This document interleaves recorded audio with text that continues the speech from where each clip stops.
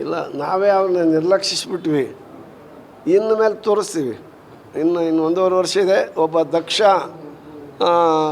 ಕಾಂಗ್ರೆಸ್ಸಿನ ಕಟ್ಟಾಳು, ಕಾಂಗ್ರೆಸ್ಸಿಗಾಗಿ ತನ್ನನ್ನೇ ತಾನು ತೊಡಗಿಸಿಕೊಂಡು ಹೋರಾಟ ಮಾಡ್ಕೊಂಬಂದಿರತಕ್ಕಂಥ ಒಬ್ಬ ಹೋರಾಟಗಾರ, ನಿಷ್ಠಾವಂತ ಕಾಂಗ್ರೆಸ್ಸಿಗರ ಹಿತ ಕಾಯುವಂಥ ಒಬ್ಬ ಕಾಂಗ್ರೆಸ್ಸಿನ ಕಾವಲುಗಾರ ಈ ರಾಜ್ಯದ ಅಧ್ಯಕ್ಷರಾಗಿ ಬಂದಿದ್ದಾರೆ.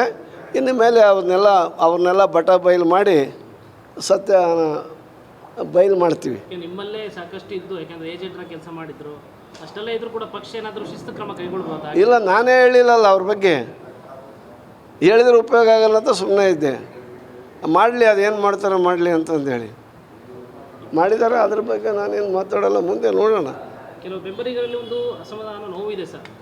ಎಡ ಸಮುದಾಯಕ್ಕೆ ಕಡಿಮೆ ಸ್ಥಾನಮಾನ ಸಿಗ್ತಾ ಇದೆ, ಬಲ ಸಮುದಾಯಕ್ಕೆ ಜಾಸ್ತಿ ಸಿಗ್ತಾ ಇದೆ. ಮೊನ್ನೆ ನಡೆದಂಥ ಒಂದು ರಿಷಫಲಲ್ಲೂ ಕೂಡ ಎಡ ಸಮುದಾಯಕ್ಕೆ ಕಡಿಮೆ ಆಗ್ತಾ ಇದೆ, ಹೆಚ್ಚಿನ ಸಂಖ್ಯೆಯಲ್ಲಿ ಕೊಡಬೇಕು ಅಂತಕ್ಕಂಥ ಒತ್ತಾಯ ಕೂಡ ಇದೆ.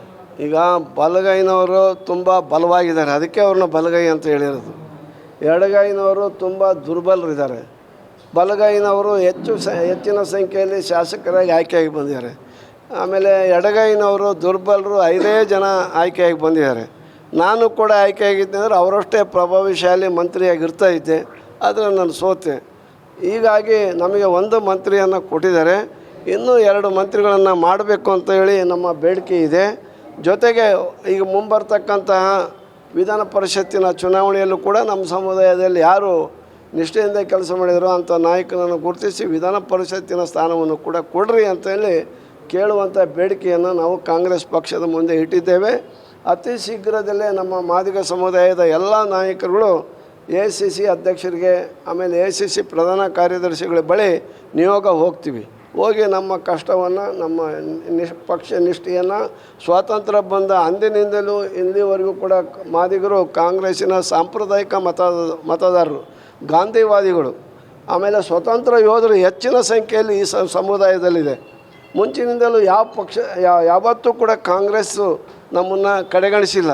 ಈಗ ಸ್ವಲ್ಪ ಕಡೆಗಣಿಸ್ತಾರೆ ಎಂಬತಕ್ಕಂಥ ಅನುಮಾನಗಳು ಶುರುವಾಗಿ ನಮ್ಮ ಜನರಲ್ಲಿ ಭಾಳ ಏನೋ ಬೇಸರದ ವ್ಯಕ್ತಪಡಿಸ್ತಿದ್ದಾರೆ. ಆ ಬೇಸರನ ವ್ಯಕ್ತಪಡಿಸಿರ್ತಕ್ಕಂಥದ್ದನ್ನು ಹೈಕಮಾಂಡ್ ಗಮನಕ್ಕೆ ತಂದು ಅವ್ರ ಬೇಸರನ ಪಡೆದೇ ಸಂತೋಷ ಪಡುವಂಥ ಅವಕಾಶವನ್ನು, ಸ್ಥಾನಮಾನಗಳನ್ನು ಕೊಡಬೇಕು ಅಂತ ಹೇಳಿ ಹೈಕಮಾಂಡ್ನಲ್ಲಿ ನಾನು ಮನವಿ ಮಾಡ್ತೀನಿ.